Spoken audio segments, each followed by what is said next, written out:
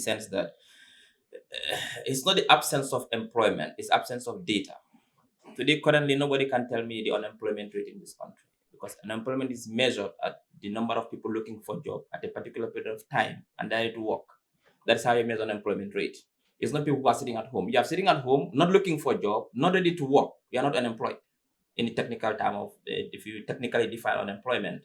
Now, the government had promised through the labor policy to provide 150,000 jobs. I think if we are not very close to it, we should be achieving that. What is missing is the data. That is why currently there are systems being built to harvest the data. We are going to look at the social security.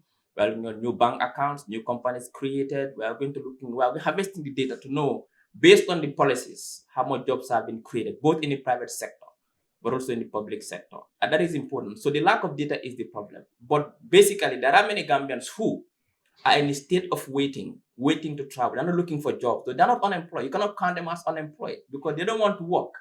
And like he said, there are many, today, if you look at most of NAWEC, these diggings, they're bringing foreigners from outside. Today we are building hospitals in rural, it's the Burkina Faso work and the Sierra Leoneans.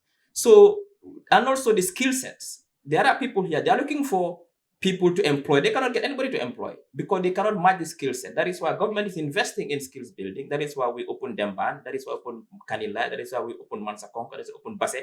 To make sure we build the skills of young people to go into many different sectors. The green economy is boosting. The blue economy is there. So young people have to go and learn the skills. Because even if investors come to this country, when they want to employ people, they want to employ that skill set. If you don't get the skill, they cannot employ you. So what is missing is the data. And that is two data. One, how many people are looking for a job on a daily basis? How many people are dropping their CVs? And in terms of the skill set, there's a mismatch between what the industry is looking for and what the labor market is supplying. That is why there should be a kind of a coordination between industry and government and academia. That is training. We provide the training. We don't understand what the labor market wants, not only today, but also in the future, because it's dynamic. The labor market is dynamic. You can go and train yourself as an accountant today. Before you finish your accountancy 4 years, we are going to AI. So obviously, we need to factor these things in. But like I said, is the data. Right now, we are harvesting. And I think based on the economic policies in fintech, recently you've seen an explosion of fintech companies. They're employing young people. You've seen young people into into logistics. All this should be counted. Once we get this data, we're able to ascertain and determine how much jobs we have created for our very good policies. But this information is out there. In fact, there was a fact check done by the Republic that I made a statement that the government has built 1,000 kilometers of roads.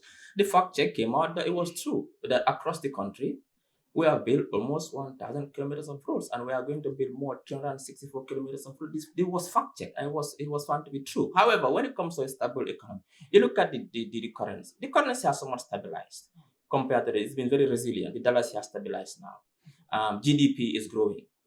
There is growth, for example. You look at these things, and you look at inflation. Core inflation has been stabilizing as well. So obviously, there's a correlation between labor market and stable economy, because when you provide labor, you boost GDP. However, it is not 100% determination. There are countries where the unemployment is going up. However, economic is being stable. What we are saying, we are not seeing hyperinflation in this country. We are not seeing shortages of basic services, essential goods in this country. What we are saying, the dollar is somewhat stabilizing compared to major currencies that we trade with. That the GDP is growing.